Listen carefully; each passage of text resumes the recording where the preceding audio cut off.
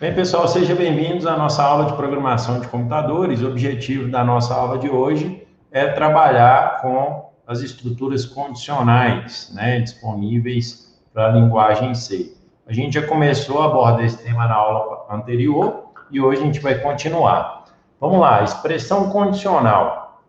Quando o compilador avalia uma condição, ele quer um valor de retorno para poder tomar uma decisão. Então, uma condição, ela dá um valor. Esse valor é 0 ou 1. Se for 0, essa condição é falsa. Se for 1, ela é verdadeira. Essa expressão não necessita ser uma expressão no sentido convencional. Uma palavra sozinha pode ser considerada uma expressão.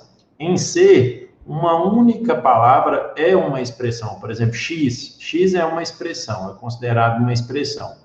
E essa pode retornar o seu próprio valor. Por exemplo, se x vale 10, se eu avaliar essa expressão, ele vai me retornar 10. Como 10 é diferente de 0, 10, no contexto das estruturas condicionais, é verdadeiro. Vou dar um exemplo. Isso quer dizer que teremos as seguintes expressões, né? Num diferente de 0, num igual a 0, em que eu declaro num como inteiro, isso equivale, né, essas expressões aqui, equivale a eu colocar simplesmente num ou negar num, né? Se eu fizer isso, eu estou validando o meu if. Então, ele está querendo dizer isso é só para você abreviar. Ao invés de você digitar num diferente de 0, basta você colocar num.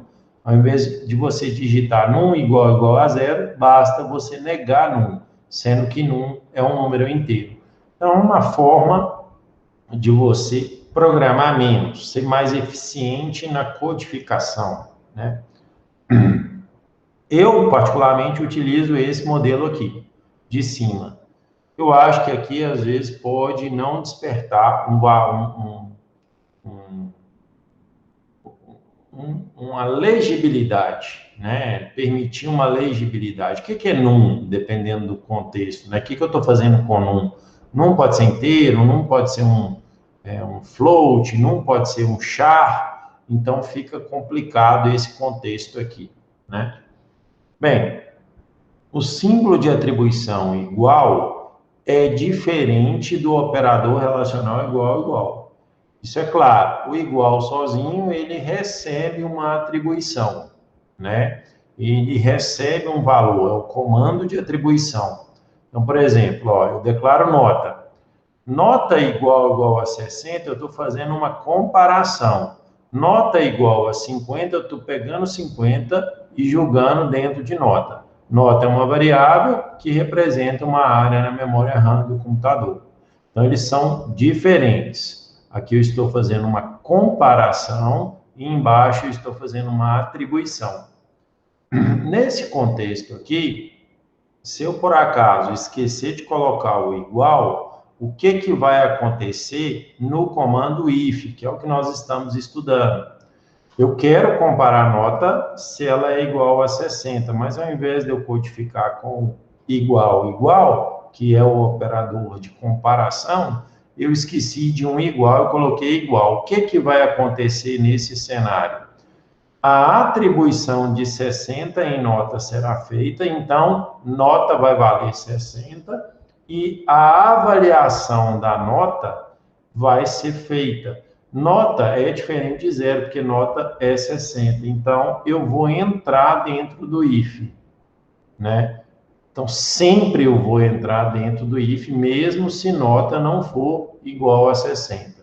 Esse código você passou raspando aqui primeiro, é sempre executado. Mas pode ser que tenha um erro aqui. Se a nota efetivamente não for igual a 60, for 70 ou for 50, não era para eu entrar dentro do if. Então, a versão correta é com o igual, tá? Vamos lá, o símbolo de atribuição igual é diferente. Isso aqui acabou de explicar, né? Eu expliquei em outras palavras. O operador ternário, que é essa exclamação aqui, essa interrogação, tá? A interrogação, ela tem um sentido bem interessante. Eu, particularmente, uso muito o if ternário. Eu vou dar um exemplo para vocês de como que funciona o if ternário, tá? A expressão condicional, interrogação seguido de 2 pontos, em que eu tenho uma condição antes da interrogação, eu tenho, se ela for verdadeira e o 2 pontos se for falso, é uma simplificação do if e else, utilizar tipicamente nas atribuições condicionais. Isso é verdade. Veja só esse código aqui, ó. Uma expressão como, se A for maior que 0, então eu atribuo menos 150 a B. Caso contrário, eu atribuo 150 positivo a B. Eu posso reescrever esse comando da mesma forma, utilizando o operador ternário, em que antes da interrogação eu coloco a condição, tiro a palavrinha if, não tem o if aqui, pego a condição, coloco ela aqui antes. Se ela for verdadeira, eu pego menos 50 e jogo dentro de B. Se ela for falsa, eu pego 150 e jogo dentro de B. Então, entre a interrogação e os 2 pontos é quando a condição for verdadeira. E depois da interrogação e no ponto e vírgula é quando a condição for falsa, né? Só mostrando um exemplo de código para vocês, ó, vou pegar um softwarezinho aqui, deixa eu ver se eu tenho alguma codificação real nesse sentido que utiliza o operador ternário, tá? Em que eu simplifico o if else, né? Eu tenho uma simplificação aqui do if else. Deixa eu só procurar aqui rapidinho, deixa eu ver se eu acho. Só para ilustrar para vocês um cenário real. Vou procurar aqui por 2 pontos. Vamos ver se ele acha alguma coisa.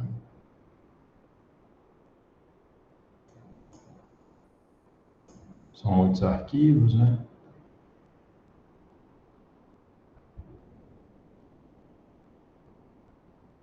Aqui, 2 pontos.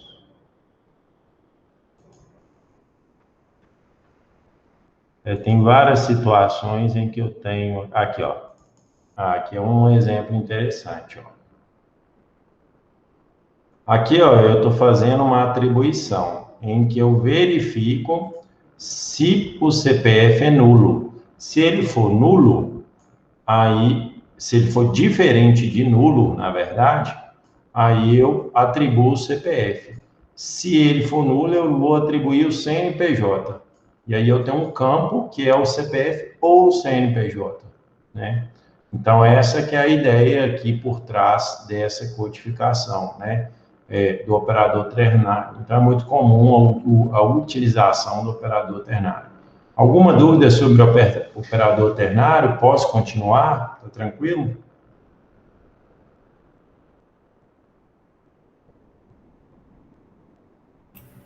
Aqui tudo certo. Beleza. Então, vamos lá. Continuando aqui. Dado 2 números x e y, retorne o maior na variável z. Aí vamos codificar ali, antes da gente ver o resultado, vamos abrir o nosso codificador ali. Então, ó, eu vou pegar 2 números, né?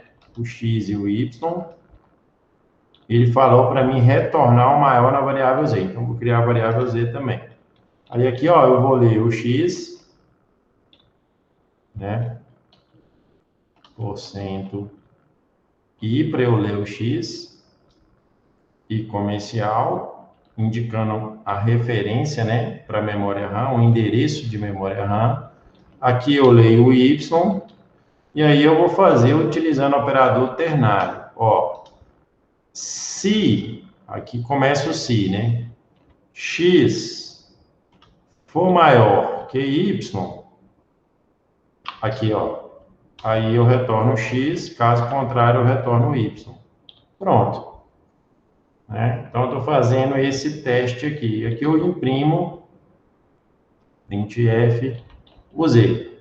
Né? Então, aqui, ó, sem a referência, porque eu quero o valor de z. Né? Então, tá aí. Esse é meu código, de acordo com o que o exercício pediu. Vamos ver se vai dar certo. Olha lá, ele está esperando. Eu vou digitar, para o x eu vou digitar 20. Para o y eu vou digitar 5. Olha lá, imprimiu 20. Agora eu vou fazer o contrário, né? Testar o contrário. Para o x eu vou digitar 5, para o y eu vou digitar 20. Pronto. retornou 20. Então, funcionou. Esse é o operador ternário, né? Forma convencional seria utilizando o if, né, em que eu faria x maior que y, z recebe x, else z recebe y. Essa seria a forma tradicional. Aqui, ó, eu digitei 1, 2, 3, 4, 5, 6, 7, 8, 9, 10, 11, 12 caracteres. Aqui eu digitei 1, 2, 3, 4, 5, 6, 7, 8, 9, 10, 11, 12, 13, 14, 15, 16, 17, 18, 19. Então, 7 caracteres a mais do que o comando acima. Então, você simplifica. Pensando no código grande, né, você diminuir ali 7 caracteres que você deixou de digitar, o seu código fica mais legível, menor, mais produtivo, né? Então, você tem uma sintaxe melhor ali no seu código. Então, para esse tipo de situação aqui, o operador ternário, o if ternário, né? Por mais que não tenha a palavrinha if aqui, mas é o if ternário, ele é mais indicado. Voltando aqui para o nosso contexto, ele mostra a representação que a gente acabou de fazer, né? Aqui a implementação dele. Operador ternário é limitado, não atende a uma gama muito grande de casos, mas pode ser usado para simplificar expressões complicadas. Uma aplicação interessante é a do contador circular. O que é esse contador circular? Ele verifica se o índice é igual a 3. Se ele for igual a 3, ele pega o índice, coloca ele como 0 e volta para 0. O índice passa a valer 0 aqui, ó. Então, ele atribui 0 ao índice e esse índice passa a ser 0. Beleza. Se eu passar aqui de novo, aí ele vai pegar o índice e vai fazer ele igual a 3. Não vai ser aqui, ele incrementa, né? E vai de novo. Então, se eu fizer isso aqui, ele sempre vai interromper o processo. Vamos implementar esse código ali, eu achei interessante. Aqui, ó. Eu tenho aqui, ó. Vou colocar só um comando aqui sem querer complicar, mas esse comando aqui chama while. Ele fica aqui eternamente, tá? Dentro, ele não sai daqui. Aí eu vou atribuir aqui o index. Aqui, ó. Se o index, vou inicializar o index com 0, né? Se o index, usei o mesmo código dele aqui, ó. Index, eu vou testar, né? O index igual a 3. Perguntei se ele for, aí eu pego e atribuo 0 a ele. Caso contrário, eu dou um mais index. Beleza. E aqui eu imprimo o valor do index. Então, toda vez aqui eu vou imprimir o valor do index, para a gente entender o que está sendo feito, né? Então, % e vírgula index. E aqui eu vou pôr um barra N só para ele quebrar a linha. Beleza. Então, vamos executar esse código. Ah, aqui ficou errada a sintaxe. Aqui é 2 pontos. A negação, o else é representado por 2 pontos. Não sei se vocês estão percebendo, ó, o que ele está fazendo. O index, ele atinge um valor de 3 e volta para 0. Né? Isso que está sendo feito aqui, né? Deixa eu só ver um negócio aqui, se precisaria desse código aqui para mim. É a mesma coisa, é o que eu imaginava. Não precisa, né? Aqui, ó. Aqui o que está sendo feito? Veja só.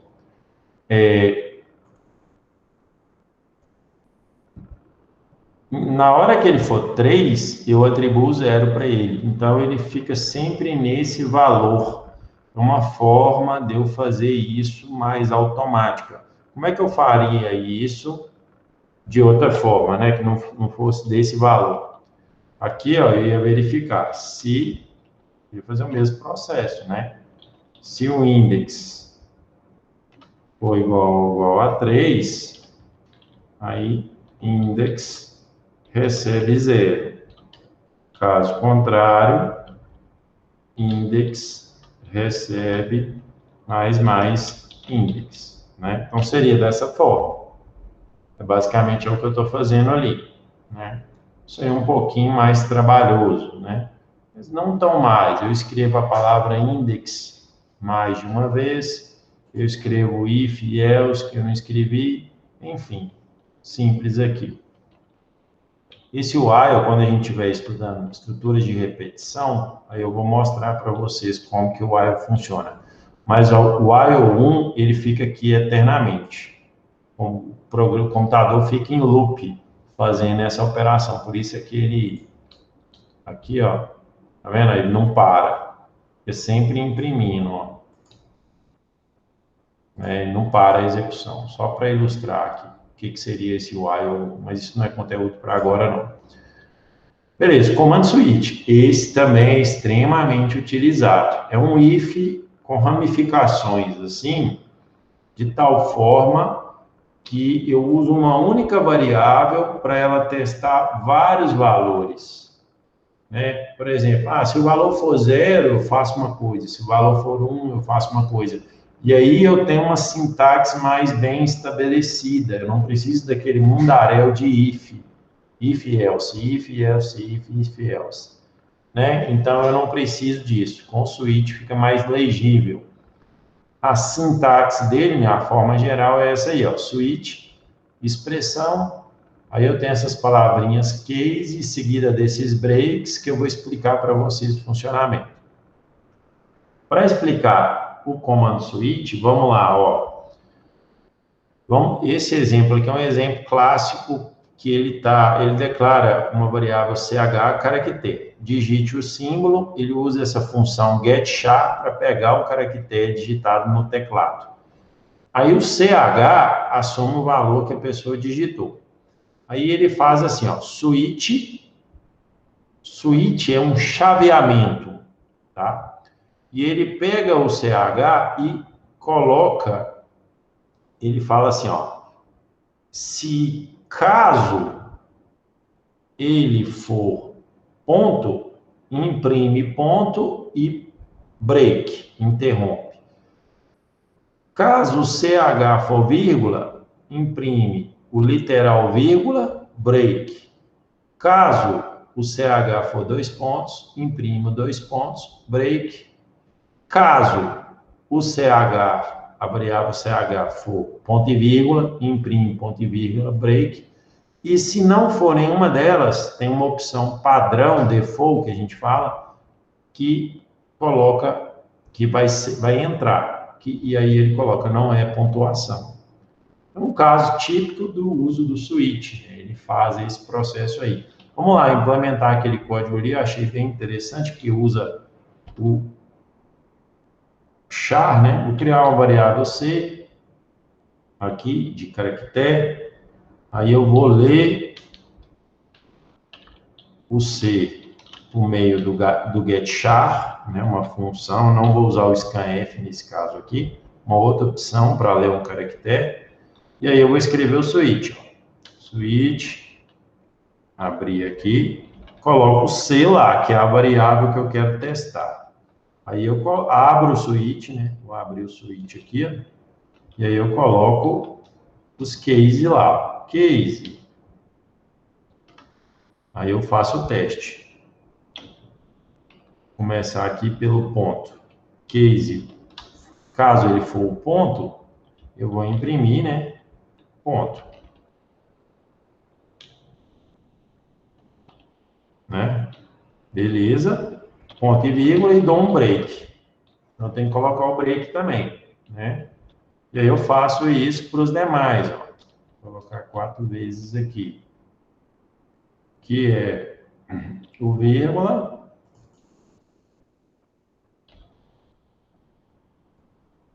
que é o 2 pontos, que é o ponto e vírgula.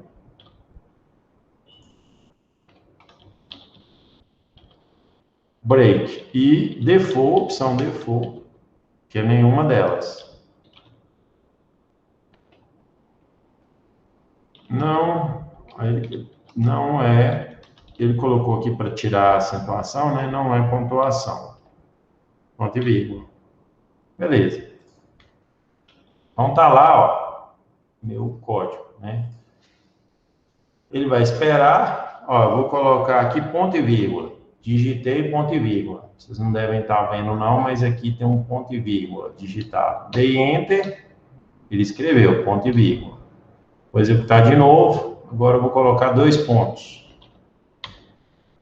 Ele escreveu 2 pontos, colocou lá para mim, né? Vou colocar um espaço aqui. Agora eu vou colocar o caractere A maiúsculo. Não é pontuação. Então, o switch tem esse formato aí, tá? O interessante é o seguinte, se você não coloca o break, e caso você escolha o primeiro case aí, ele vai apresentar todos os demais aqui, ó. Quando eu não utilizo o break. Olha lá, ó. Vou digitar o ponto. Olha lá, ponto. Aí, ó, ele colocou ponto, vírgula, 2 pontos, ponto e vírgula, não é pontuação. Então, o break, ele é fundamental de você ter que ter, porque senão ele não interrompe. O switch tem essa característica, né, de não interromper. Então, o break, ele é relevante para que você pare a execução. O comando break, ele é utilizado também em outros comandos, tá? Vou te dar um exemplo aqui, ó. Estou nesse while, só para ilustrá-lo, né? Que eu mostrei para vocês anteriormente. Eu estou no while, imprimindo aqui, por exemplo, os inteiros. Barra N aqui, no lugar do I eu vou colocar uma variável N aqui, né? Coloco que N vai incrementar, e aqui eu declaro N como sendo valendo 0. Beleza. Então, ó, executei meu programa. Ele está pedindo para eu colocar um ponto, coloquei, aí ele vai mostrar os inteiros, né? Aí eu vou colocar uma condição aqui, ó, que é a seguinte.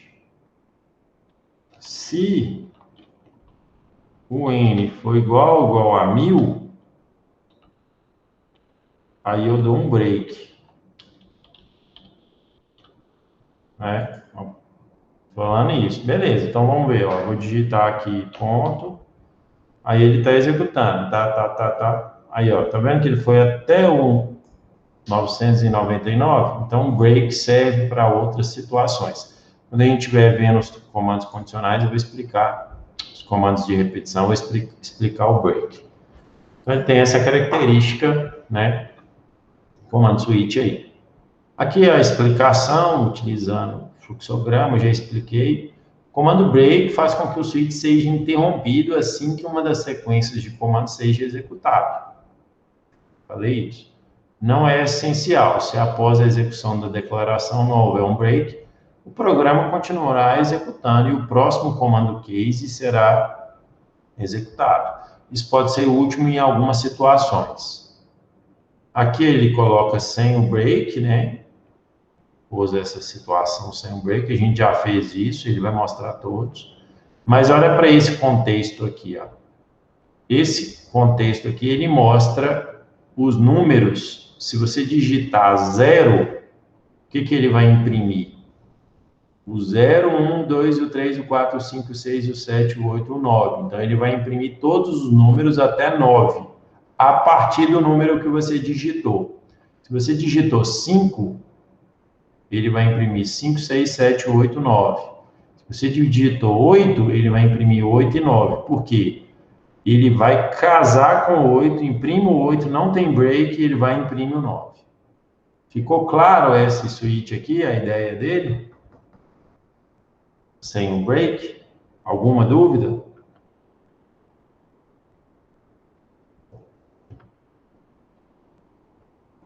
Continuar aqui, então. Vamos lá. Entendi, tranquilo. Construir suíte para escrever o nome do dígito lido. Ah, é legal isso aí, né? Tipo assim, eu tenho um suíte para escrever o nome do dígito lido. Então, aqui, ó, eu vou ler, por exemplo, uma variável n, vou tirar esse cara aqui, ó, vou ler ela por meio de um scanf. %i comercial n.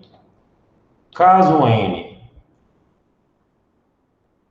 for igual a zero, aí aqui eu estou comparando, né? Eu vou imprimir zero. E eu vou fazer esse procedimento, né? Com todos que eu queira. Vamos dar um exemplo aqui para não ficar tão grande, né? Do 0 até o 5. 2, 3, 4, 5. Então, 5, 4, 3, 2, 1. Né? Se ele não casar, aí você coloca a opção número inválido, né? Você pode colocar essa opção, que aí ele não vai casar com nenhuma. Ele vai, se eu digitar, por exemplo, vou dar um exemplo aqui, ó, se eu digitar a letra A, ele entrou como zero. Por quê? A vale zero. Por que que ele entrou com a letra A? Suíte N, caso for... Essa é outra letra, para a gente ver. Eu digitei a B. só para a gente testar aqui, né? Zero. Então, será que ele está indo no primeiro? Ele está indo só no primeiro. Deixa eu digitar 3. Não, 3 deu certo. Mas a letra ele está indo no primeiro que ele vê na frente. Engraçado. Vamos testar aqui, ó, só para a gente imprimir, porque eu estou trabalhando com inteiros, né? Só para a gente imprimir o número digitado, só para a gente ver o que está na variável n. Ver se eu consigo aqui. Ó, vou digitar o caractere A. Zero mesmo. Quando você lê um inteiro que não é aqui, ó, ele coloca zero, é por isso. Qualquer coisa que não seja um inteiro, ele coloca zero. Né? Vou dar outro exemplo aqui, ó. Sei lá, vou ler o asterisco. Zero. Vou ler o comando arroba. Zero. Então, no scanf ele transforma para zero. É mais ou menos assim, eu não reconheci esse comando, né? Então, é zero. Então, foi por isso. Então, ele não vai cair no número inválido. Ele só vai cair no número inválido se eu digitar, por exemplo, 9. Aí ele vai cair no número inválido. Por quê? Porque aí o n vai ser 9, ele não vai casar com 0, nem com 1, nem com 2, nem com 3, nem com 4, nem com 5, e vai entrar na opção default, que é número inválido. Uma dúvida.